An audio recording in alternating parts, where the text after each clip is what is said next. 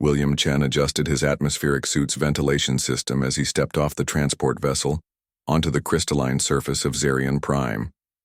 The diplomatic mission to establish first contact with the Valthari had been years in the making, and as humanity's youngest xenolinguist, he carried the weight of two species' futures on his shoulders.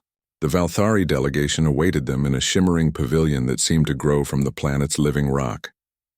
William's breath caught as he observed their hosts, tall, graceful beings with scaled skin that shifted between deep purples and silver and long, sinuous tails that moved with mesmerizing fluidity behind them. Their leader, introduced as High Arbitrator Naz, stood at the center of the group. Naz was unlike anything William had imagined from the preliminary reports. Her scales caught the binary sunset's light like precious gems, and her large, luminous eyes held an intelligence that seemed to pierce through his very soul. Most striking was her tail, nearly as long as she was tall. It moved with deliberate grace, never still, always expressing emotions that her face kept carefully neutral. "Welcome, humans," Naz spoke in accented but perfect Standard Galactic. "We have observed your species from afar. You are smaller than expected." William stepped forward, his translation device humming softly. "Thank you for receiving us, High Arbitrator. We come seeking peaceful relations and mutual understanding." As the formal negotiations began in the days that followed, William found himself increasingly fascinated by Valthari culture. They were a proud ancient species that valued strength and determination above all else. Their society was built on the concept of claiming, not possession in the human sense, but deep bonds of protection and responsibility. Naz proved to be both brilliant and formidable. During their sessions, she would question human customs, with surgical precision, often leaving the diplomatic team scrambling for answers. But William noticed something others missed. When she spoke to him directly, her tail would curl slightly, a movement he'd learned indicated curiosity rather than aggression. "Your species is peculiar," Naz said one evening as they walked through the bioluminescent gardens surrounding the pavilion. "You claim to value individual freedom, yet you constantly seek approval from others. You speak of peace, yet your history is written in warfare." William considered her words carefully. "We're contradictory, yes, but that's what makes us adaptable. We can be warriors when we need to be, peacekeepers when wisdom calls for it. We contain multitudes." Naz's tail swished, thoughtfully. "Multitudes," she repeated. "An interesting concept." The breakthrough came during the third week of negotiations. A rival Valthari faction had arrived, challenging Naz's authority to speak for their people. Their leader, Commander Zekth, was everything Naz was not: aggressive, dismissive of humanity, and convinced that humans were too weak to be worthy allies. "These soft creatures cannot even survive our atmosphere without their protective shells," Zekth declared, his own tail lashing with contempt. "They offer nothing of value." William felt the careful diplomatic progress they'd made beginning to crumble. But then something extraordinary happened. Naz's tail, which had been coiled peacefully around her feet, suddenly shot out and wrapped itself around William's waist. The pavilion fell silent.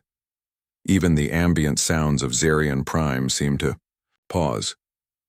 "This human is under my protection," Naz declared, her voice carrying an authority that made even Zekth step back. "I claim him as mine. Any who would harm him must first face me."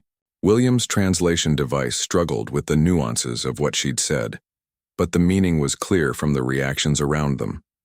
In Valthari culture, this was the highest form of bond, one rarely given and never taken lightly. "You cannot claim an alien," Zekth protested. "It violates every tradition." "I am High Arbitrator." Naz cut him off, her tail tightening protectively around William. "I decide what serves our people's best interests. This human has shown courage, wisdom, and adaptability. His species may be physically smaller, but they possess something we lack: the ability to find strength in unity rather than dominance." Over the following days, William began to understand what Naz had done. By claiming him, she hadn't just protected him. She'd made a statement about humanity's worth.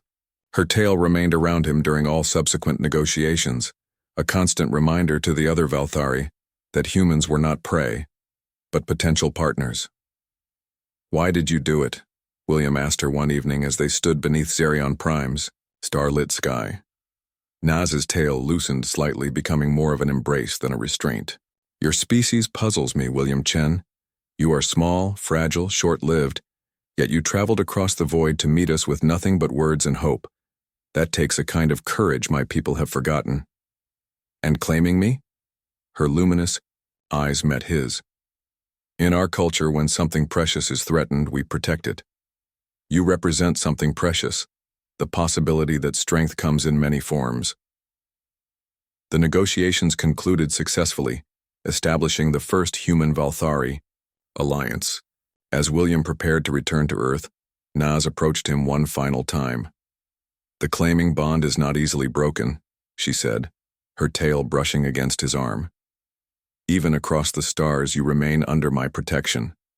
Should you ever need aid, call and I will come." William smiled, finally understanding that what had begun as a diplomatic necessity had become something deeper, a bridge between two species, built on mutual respect and an alien form of affection. "And you have humanity's protection as well," he replied. "That's what makes us strong. We choose our bonds, and we honor them." As his ship departed Zerion Prime, William watched the crystalline world shrink behind them. He carried with him not just a treaty, but proof that the universe was vast enough for many different kinds of strength, many forms of loyalty, and many ways to say, "You matter."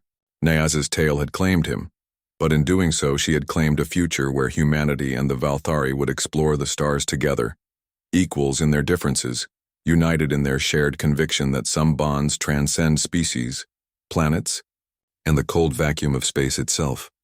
The galaxy, William realized, had just become a much more interesting place.